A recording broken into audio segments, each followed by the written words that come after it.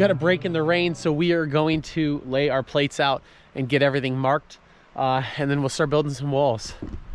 Got everything covered up here. What I'm gonna do is secure everything down in place with just some screws so we can pull them out, top and bottom plate, and then we'll mark everything, and then yeah, everything's gonna be nice. So the whole perimeter is plated, and I started laying out a couple of rooms. Okay, so this is going to be an entry door here coming into a mudroom, hallway here, pantry. It's gonna be a little half bath.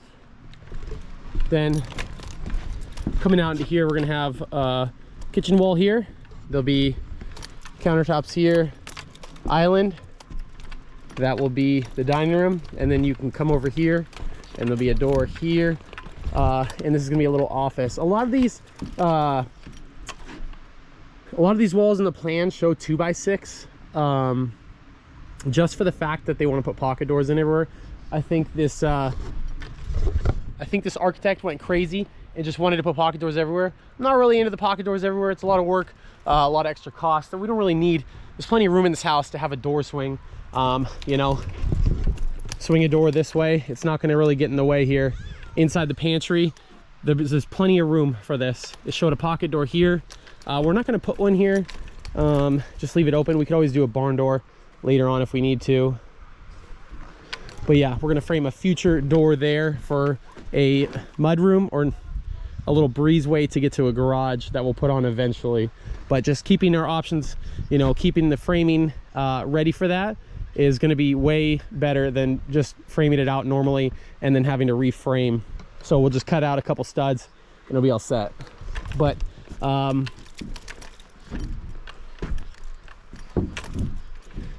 this here, I just went with this to have a nice sturdy wall for the back of the kitchen here, and then I matched it up over here on this wall.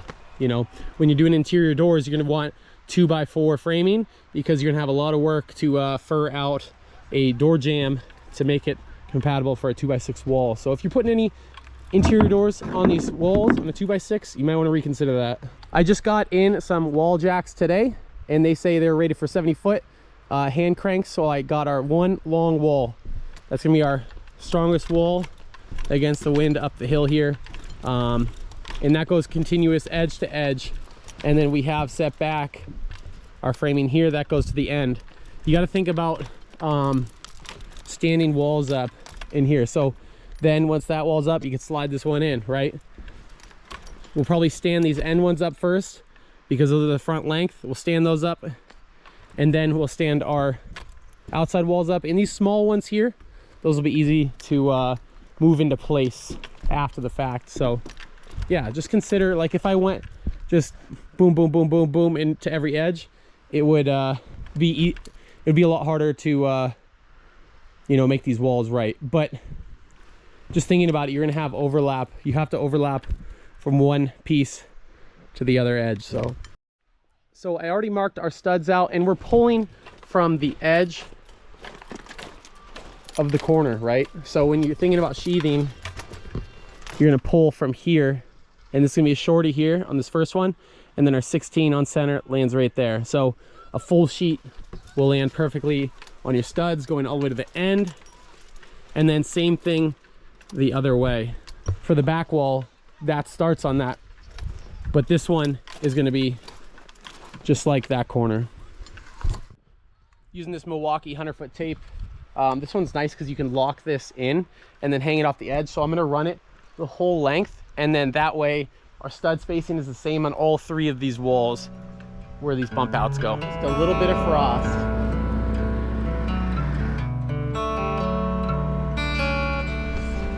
Good morning, guys. Sun is poking over those trees, and it's gonna melt this frost off real quick.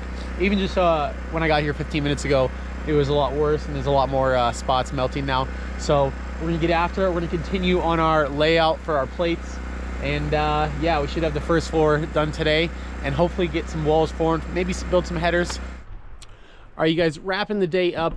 I have all of our walls plated out, and these have stud markings on them, and I went ahead and traced around on the ground on each one.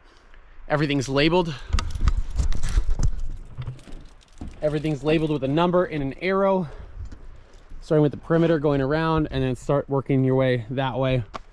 Yeah, all the studs are marked. The only thing that's not marked, I went around and did windows. The only thing that's not marked on the inside is the doors. Hallway here, guest bedroom, that's gonna be laundry room, that's gonna be a closet, master bath, master, downstairs here, upstairs, going up this way. And yeah, I got all my windows marked, my doors. Don't know exactly how big we're gonna go on the slider right there, so I just marked center on that. I have where our beam is going to carry across to that load point over there.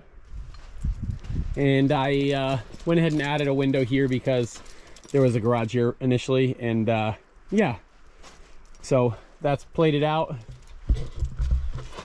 And where there's an existing stud on the window, I just changed it to a cripple. And then yeah, that initial stud can be the king, and then put a jack next to it, and that's 24-inch rough opening. And we'll deal with the heights later of the cripples, so it doesn't really matter. You can always put those in afterwards. But yeah, I didn't record a huge amount. It's super time consuming just on one person, so yeah, not a very exciting day, but it's what you have to do. And Carl said, why don't you do your walls after, stand them up once you have the exterior frame up. And we do have that one load bearing wall down in the middle down there, and I could have just done that. But from my past experience, standing up walls when you already have your ceiling up, it's kind of a pain in the butt. You can't get it as tight, so everything here is going to be nice and tight. It's going to be perfect, okay, in theory. So then once I put the door ROs in here, I'm going to take all these up and put these bundles downstairs or whatever, move them to the side. Then we'll build our exterior walls, and then we'll come back and build our interiors.